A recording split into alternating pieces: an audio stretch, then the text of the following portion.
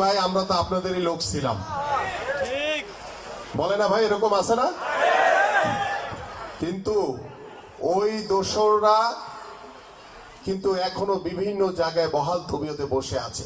কিন্তু ওই বিগত সময়ে কোনো গণমাধ্যমের কর্মী যদি কেউ সত্য কথা বলেছে, তার মতো তার ভিতরেও এবং তার বিরুদ্ধেও এই ইমাম খতিবদের মতো মামলা হামলা দেওয়া হয়েছে, তাকে জেলে প্রেরণ করা হয়েছে।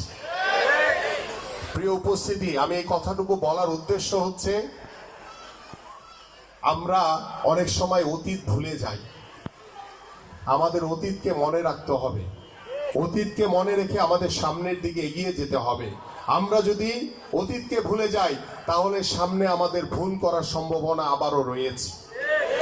আমরা আর সামনে ভুল করতে চাই না।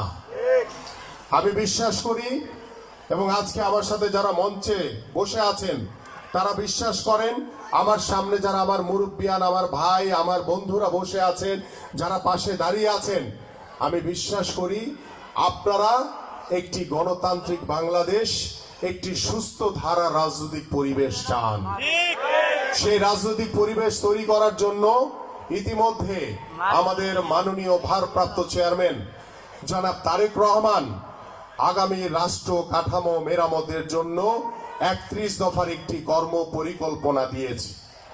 সেই কর্ম পরিকল্পনার লিফলেট গুলো অনেকের কাছে হয়তো বা আপনাদের কাছে পৌঁছে গেছে, আপনারা অনেকেই পড়েছেন। আমরা কিন্তু কি চাই? আমরা চাই বাংলাদেশ জাতীয়তাবাদী দলের শক্তি হচ্ছেন আপনারা, এদেশের সাধারণ মানুষ। এদেশের সাধারণ মানুষকে সাথে নিয়ে, তাদের সাথে পরামর্শ করে, তাদের মতামত নিয়ে, তাদের সাথে কথা বলে আমরা আমাদের প্রত্যেকটি সমাজকে নতুন ভাবে ঢেলে সাজাতে চাই। আমরা সমাজের গুণগত পরিবর্তন আনতে চাই।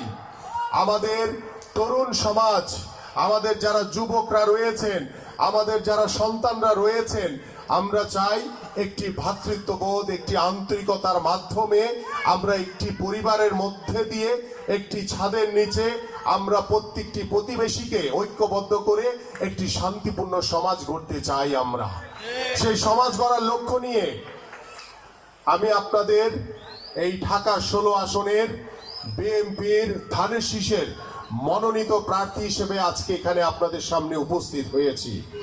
আমি কিন্তু আপনাদের এলাকার সন্তান। আমি ছোটবেলা থেকে রূপনগর টিন শেডে বড় হয়েছি।